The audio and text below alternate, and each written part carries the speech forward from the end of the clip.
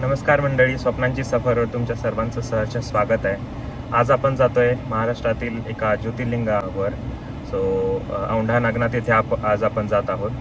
त्याबद्दलचा पूर्ण प्रवास, त्याबद्दलची पूर्ण माहिती आज आपण तुमच्यासोबत शेअर करणार आहोत। व्हिडिओ शेवटपर्यंत नक्की बघा आणि चॅनलला सबस्क्राइब करा। चला अभी थानी बनी सब्सक्राइब करो, चलो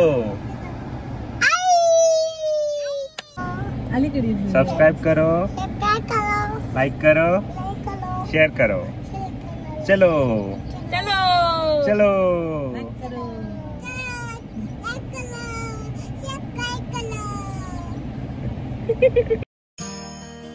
चला तर आता प्रवास चालू झालेला आहे आपला आणि आता बघूयात आपण औंढा नागनाथ विषयी माहिती। ही माहिती मी महाराष्ट्र टुरिझम यांच्या ऑफिशियल साईटवरून घेतलेली आहे। औंढा नागनाथ हिंगोली जिल्ह्यात वसलेले औंढा नागनाथ हे मंदिर महाराष्ट्रातील एक पवित्र तीर्थक्षेत्र आणि अद्वितीय वास्तुकलेचे उदाहरण आहे। हे भगवान शंकराच्या 12 ज्योतिर्लिंगांपैकी एक म्हणून ओळखले जाते। मंदिराच्या प्राचीनतेत इतिहास, पौराणिक कथा आणि भक्ती यांचा सुंदर मिलाफ दिसतो। भाविक आणि इतिहासप्रेमी दोघांसाठीही हे ठिकाण अत्यंत महत्त्वाचे आहे। येथे आले की हजारो वर्षापासून चालत आलेल्या परंपरांचा अनुभव मिळतो। मंदिराचा परिसर भक्तिसार न्हालेला असतो। प्राचीन कोरीव शिल्पकला आणि मंदिरातील मंत्रोच्चार या ठिकाणी एक अद्भुत आध्यात्मिक वातावरण तयार करतात। हे मंदिर केवळ श्रद्धेचे केंद्र नसून ऐतिहासिक आणि सांस्कृतिक दृष्टिकोनातूनही महत्त्वाचे आहे। येथे आल्यावर मनाला भक्तिभावाने भारलेले वातावरण आणि शांततेचा अनुभव मिळतो। आता बघूयात इतिहास। प्रचलित कथेप्रमाणे औंढा नागनाथ मंदिराचा संबंध महाभारतातील काळाशी जोडला जातो। पौराणिक कथेनुसार हे मंदिर पांडवांच्या अज्ञातवासात युधिष्ठिराने बांधले होते, त्यामुळे या मंदिराला अत्यंत प्राचीन इतिहास लाभलेला आहे। शतकानुशतके या मंदिराने वैभव आणि विध्वंस दोन्ही पाहिले आहे। 13व्या शतकात सेवना यादव राजवंशाने या मंदिराचा पुनर्बांधणी केली। त्यांनी प्रसिद्ध हेमाडपंथी स्थापत्य शैलीचा अवलंब केला। या शैलीचे वैशिष्ट्य म्हणजे उत्कृष्ट दगडी कोरीवकाम आणि भक्कम रचना, त्यामुळे मंदिराचे सौंदर्य आणि भव्यता आजही भक्तांना आकर्षित करतात।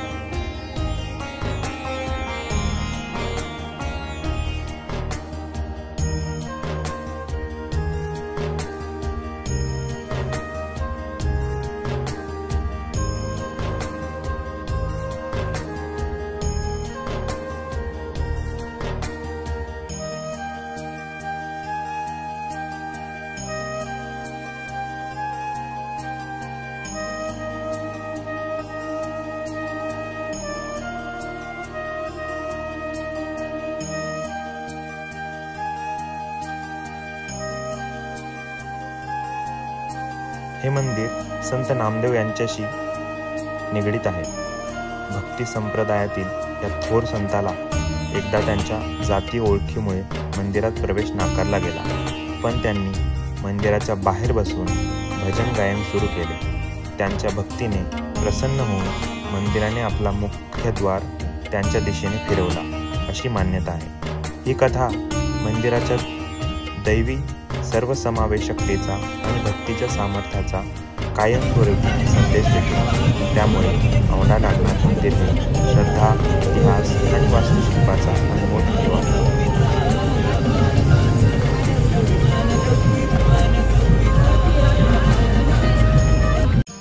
मंदिर संकुलाबद्दल बोलायचं झालं तर औंढा नागनाथ मंदिर सुमारे 60,000 चौरस फूट क्षेत्रफळात पसरलेले आहे। हे मंदिर भव्य आणि विस्मयकारक आहे। मंदिराचे गर्भगृह जमिनीच्या पातळी खाली आहे। येथे जाण्यासाठी 2 खोल पायऱ्या उतराव्या लागतात। ही अनोखी रचना मंदिराच्या गूढतेत भर घालते। मंदिराच्या भिंतीवर अतिशय सुंदर नक्षीकाम आहे। येथे हिंदू पौराणिक कथा, देवता, अप्सरा आणि फुलांची नाजूक कोरीव कामे आढळतात। प्रत्येक शिल्प भक्ती आणि कलात्मकतेची गोष्ट सांगते। मंदिराच्या विस्तीर्ण परिसरात आणखी 12 ज्योतिर्लिंगाची छोटी मंदिरे आहेत. त्याशिवाय 108 लहान मंदिरे आणि 68 उपमंदिरे आहेत. त्यामुळे येथे आल्यावर एक विलक्षण आध्यात्मिक ऊर्जा जाणवते. इतिहासात अनेक आक्रमणांपासून मंदिराचे काही भाग नष्ट झाले, तरीही मंदिर आजही भक्तांसाठी श्रद्धा आणि भक्तीचे प्रतीक आहे. त्याचा भव्यतेचा आणि पवित्रतेचा महिमा अबाधित राहिला आहे.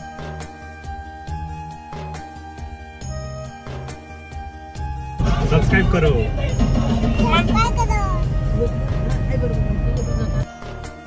चला तर आता आपण पोहोचतो आहोत हेमाडपंथी शैलीचे प्रतिबिंब असलेले हे मंदिर याचं दर्शन घेण्यासाठी. इथे आपल्याला पार्किंगची सुविधा केलेली आहे. आपण 50 रुपये फीस देऊन आतमध्ये यायचं आणि इकडनं एंट्री. चला जाऊयात आतमध्ये.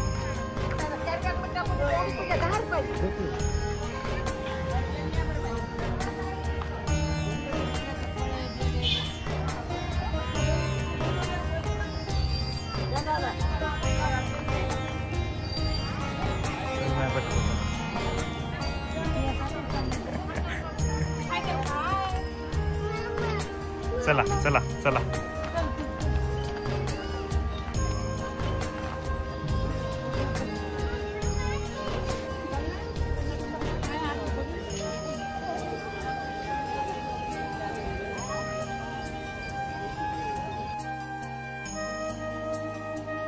इकडे पादत्राणे व सामान सुरक्षा गृह आहे, फ्री ऑफ कॉस्ट.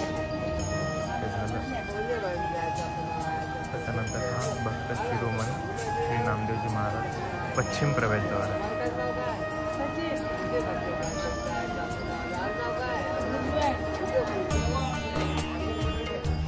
चला.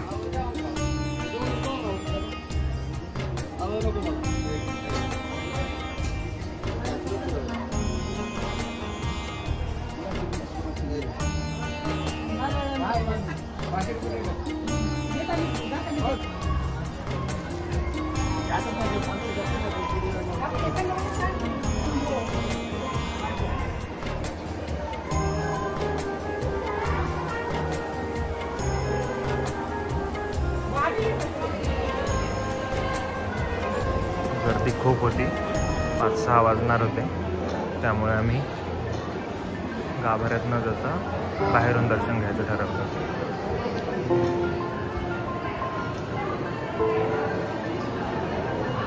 स्पेशल दर्शन पास 200 रुपये आहे.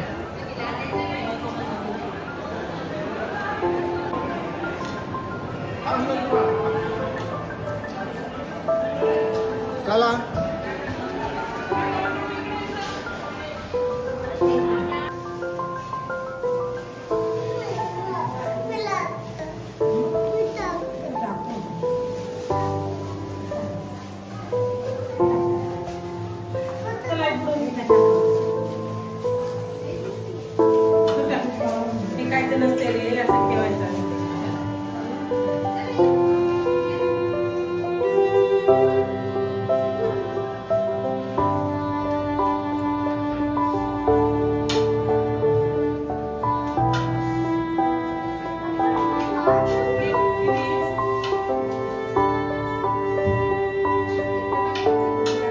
चला.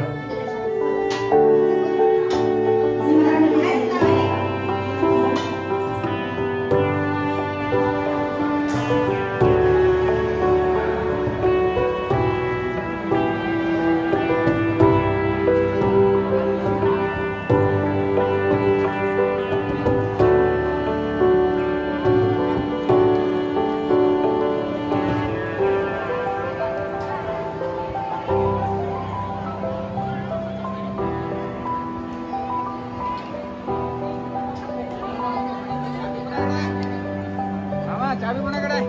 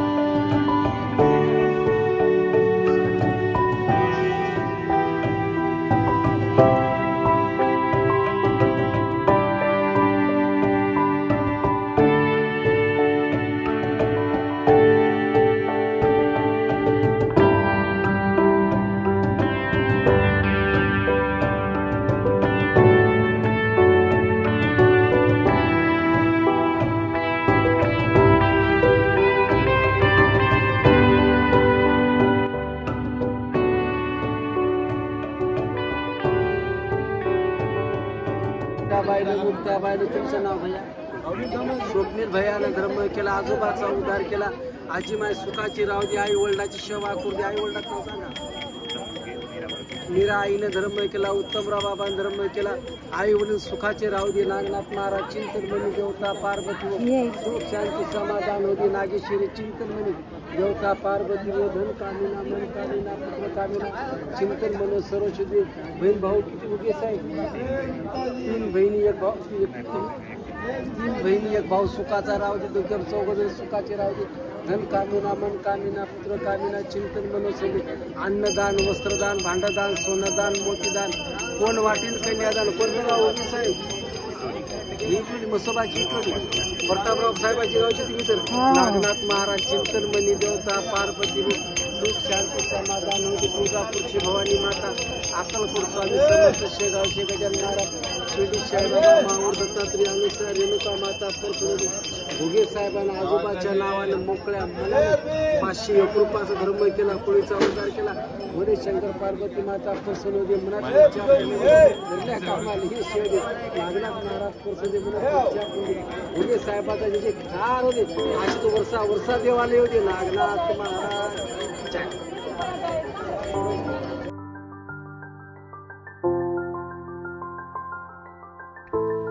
ज्या आर्किटेक्चरबद्दल आपण बोलत होतो ते तुम्ही पाहिलंच असेल.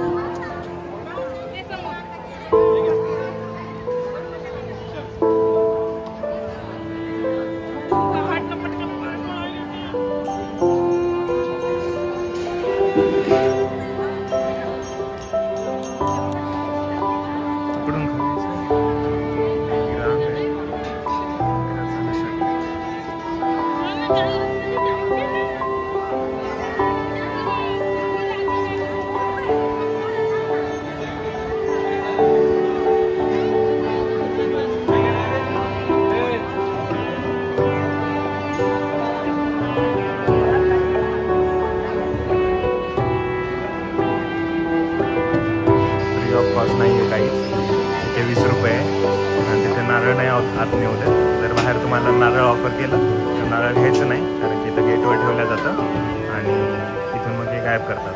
तो तिथंच त्यांना परत विकतात आणि परत ते भेटत पण नाही. म्हणजे इथं हा स्कॅम चालू आहे सध्या तरी. पाऊस सुरू झालेला आहे, राईट टाईम आपण आलो इकडे. थांबायचं जरा सगळं.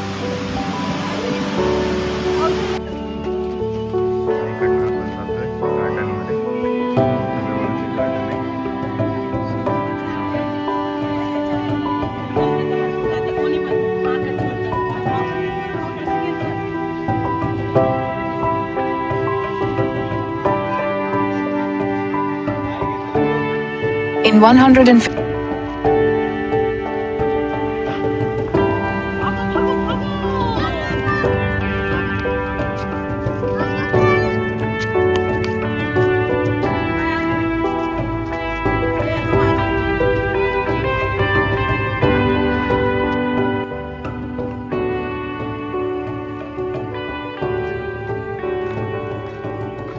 नागनाथ गार्डन बोटिंग वगैरे आहे.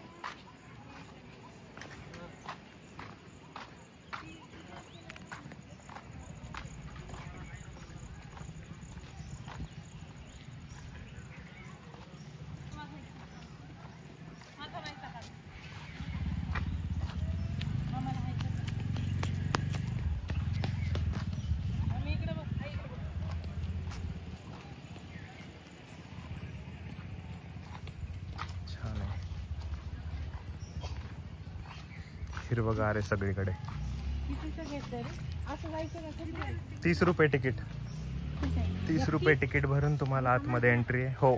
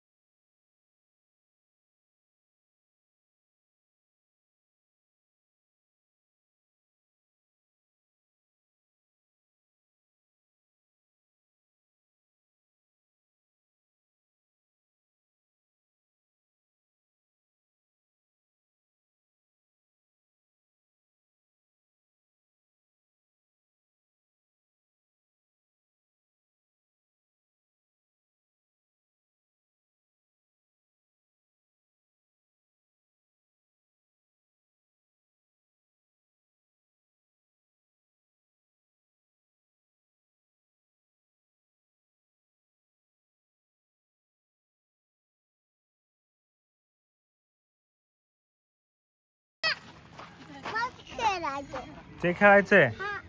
चल इकडे माव बसवते जा.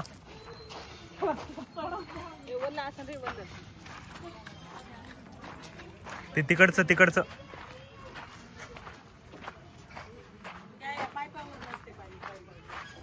आहे ग.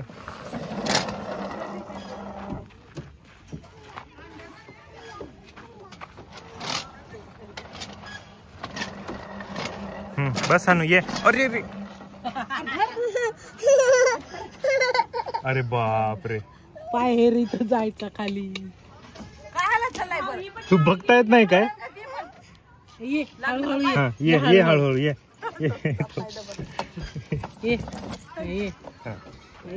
सोड हात. डबल काय पडायचं चिखलात जाऊन पडायला. ते बनवते.